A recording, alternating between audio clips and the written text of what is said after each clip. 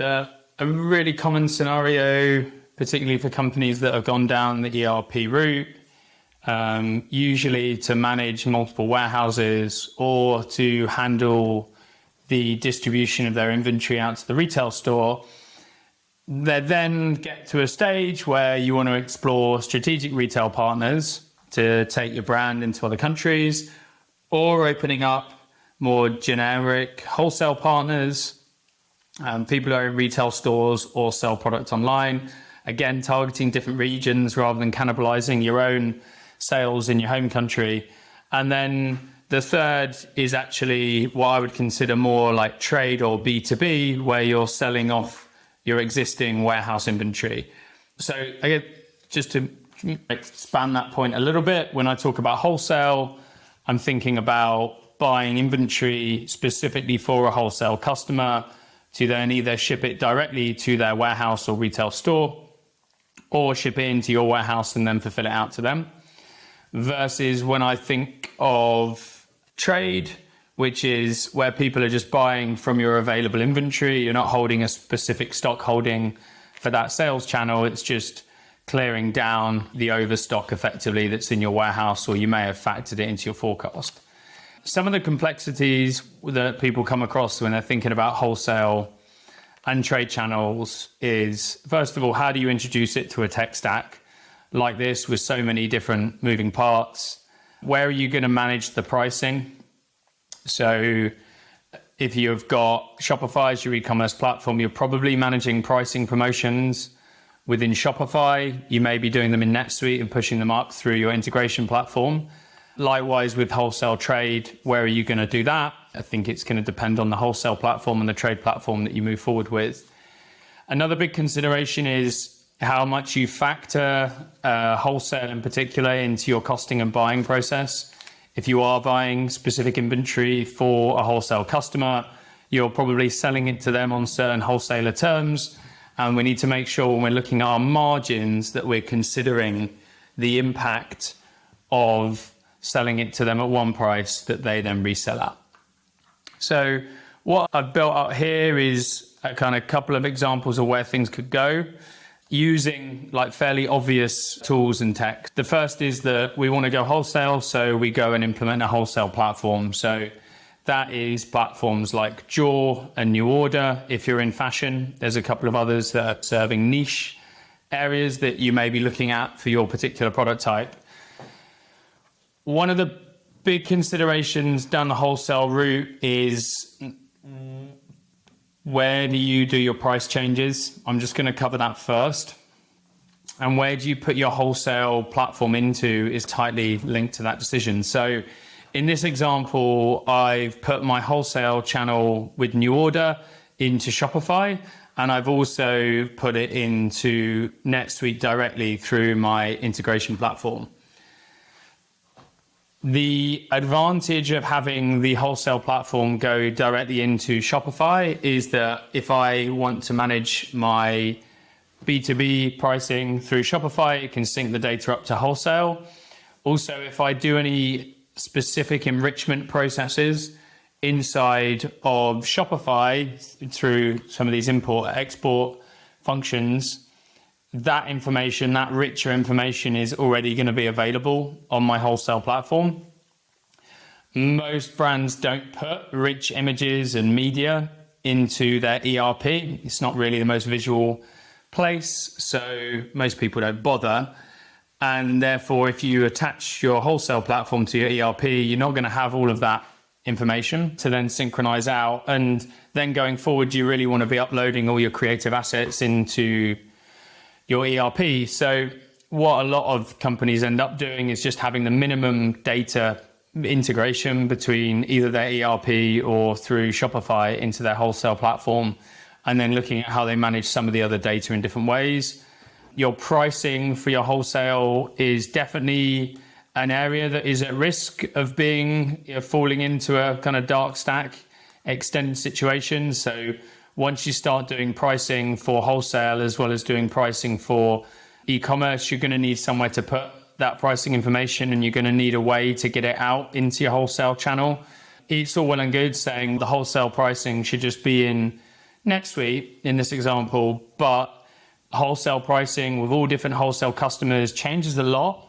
And it's actually a very dynamic process. Often the wholesale pricing is even being changed based on the costings workflow as the range is being delivered. So wholesale salespeople are going back and forth to different customers, revising pricing, and then you also need to factor in different discounts to wholesale customers.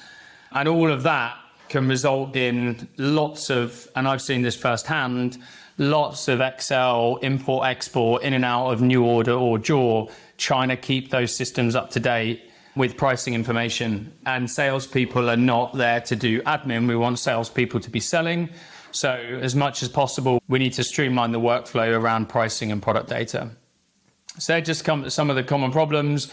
I think I'd add into that these platforms, New Order and Jaw, in my experience, they're a little bit of a sort of glorified order taker. The big retailers like Zalando and ASOS, they won't place an order with you through a wholesale platform. They'll just send you a PDF of what you ordered and expect you'll have to do all the manual data entry to get it into your ERP. Some of the smaller wholesale partners you might be working with, they may place the order with you and then it routes through to ERP in that kind of happy flow to create a PO from the sales order. But even then, making sure that like discount that's offered in the wholesale platform matches what's in the ERP. I've just seen that cause all sorts of challenges and problems for people trying to do it that way. So just scrolling across as to what are some of the options or ways to do it, or how can you leverage Airtable to make this whole thing flow a little bit easier. So the first is, I didn't actually cover over here. So the other final bit I wanted to cover on trade B2B is, if you are going to do trade B2B, it probably makes sense to run it through Shopify. If you are using Shopify, you may find that the Shopify B2B store functionality doesn't meet your needs. I'd encourage you to look at SparkLayer as a kind of B2B wrapper that can sit on top of Shopify and feed orders down into it. The advantage of this being that you're then getting your wholesale trade orders and your e-commerce orders all coming into one place. Just make sure that they're separated onto different Shopify stores so you don't screw your analytics. So that's my thoughts on the trade B2B stuff. And then going back to this problem of how can we introduce a wholesale platform without kind of screwing everything up? One kind of first step option is to look at using your Shopify PIM on Airtable to manage the product data going into Shopify, and therefore the product data going up into wholesale. It could also then be extended to include all of the pricing information required for wholesale and for SparkLayer if you go down the B2B route. In this setup here, the product master is just holding the finished price book. It's not actually doing the costings workflow. So what you've still got is that challenge where, as the team are going out and negotiating wholesale and adjusting prices, how can they see where their margin's at? And as samples are coming back, the costs are being changed on certain products. And what we really need to be able to do is see in real time how are products doing versus the margin target based on the cost we've currently got and the price that we've quoted to the wholesale customer.